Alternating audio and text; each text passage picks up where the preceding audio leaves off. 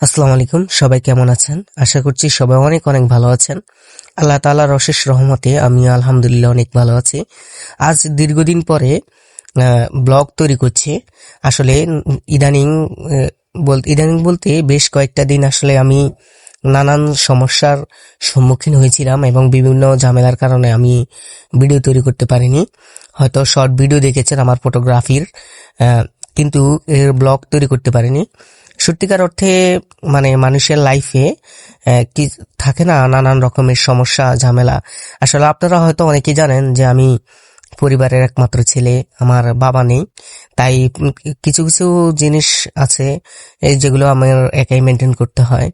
মানে যা বুঝে নিত, পরিবারের একমাত্র ছেলে হলে কত কিছুই না পোহাতে হয়, কত ঝামেলা পোহাতে হয়। এর মধ্যে যদি বাবা না থাকে তাহলে তো বলে বোঝানো যাবে না।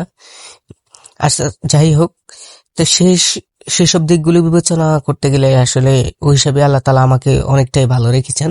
আপনাদের দোয়ায় সবাই দোয়া করবেন আমার জন্য। আজ বেশ কয়েকটা দিন আমি ব্লগ তৈরি করব বলে ভাবছিলাম, কিন্তু আসলে বিভিন্ন ব্যস্ততার কারণে তৈরি করতে পারছিলাম না। আসলে সপ্তাহে একদিন আমি ঘুরতে বের হই, ফটোগ্রাফি করি। সেখানে যদি ব্লগ তৈরি করি, আসলে বাকি দিনগুলো তো আমি খুবই পরিশ্রম করি। প্রচুর কাজ থাকে আমার, নানান রকমের ঝামেলা যেগুলো আছে সেগুলো ওই বাকি 6 দিন আমি কমপ্লিট করে রাখি, আর বাকি একদিন নিজের জন্য রাখি। শুক্রবার দিন ফটোগ্রাফি করতে বের হই, একটু ঘোরাঘুরি করি। সেটা আসলে বর্ষাকালে সম্ভব হয় না, কারণ তখন রাস্তাঘাটের অবস্থা খুবই খারাপ থাকে। সেজন্য আমি শীতকালে এদিক সেদিক একটু ঘোরাফেরা করি। আমার সাইকেল আছে, সাইকেল নিয়ে ঘুরি, অথবা আমার বন্ধুদের বাইক নিয়ে ঘুরতে বের হলে আমাকে সাথে নিয়ে যায়, আমি তাদেরকে ছবি টবি তুলে দিই। যাই হোক, আসলে আমার ছবি তোলার শখ, এটা সবাই জানেন। আর আমি স্মৃতি জমিয়ে রাখতে সবচেয়ে বেশি পছন্দ করি। সেজন্য আমি ছবিগুলো তুলে রাখি। আমার অবসর সময়টাকে আমি একটু ভালো কাজে লাগানোর জন্য সর্বোচ্চ চেষ্টা করি। হয়তো অনেকের কাছে বিষয়টা কেমন জানি না, কিন্তু আমার কাছে বেশ ভালোই লাগে। কারণ ফটোগ্রাফি করলে একটা আলাদা একটা মজা পাওয়া যায়, একটা আনন্দ পাওয়া যায়। আর এটা খুবই ইউনিক টাইপের একটা জিনিস। সবাই ভালো থাকবেন। আসসালামু আলাইকুম, দেখা হচ্ছে পরবর্তী কোনো ভিডিওতে।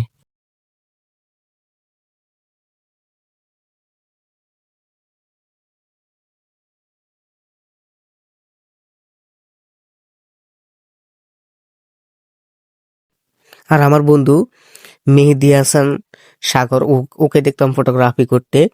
যাই হোক, এখন আর ওরকম কাউকে চোখে পড়ে না, তাই আমি এই ফটোগ্রাফি করছি।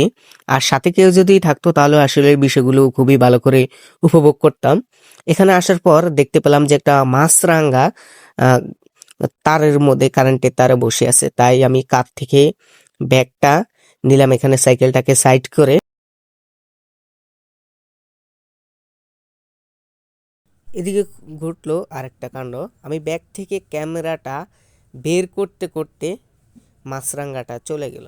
আসলে এটা আমার খুবই দুর্ভাগ্য আমার জন্য। তারপরও ব্যাটারিটা লাগিয়ে নিলাম, দেখি অন্য কোনো পাখির ছবি তোলা যায় কিনা, কারণ এখানে বেশ ভালো পাখির কিচিরমিচির শোনা যাচ্ছিল। সবাই ভালো থাকবেন, সুস্থ থাকবেন। আজ এটুকু পর্যন্ত।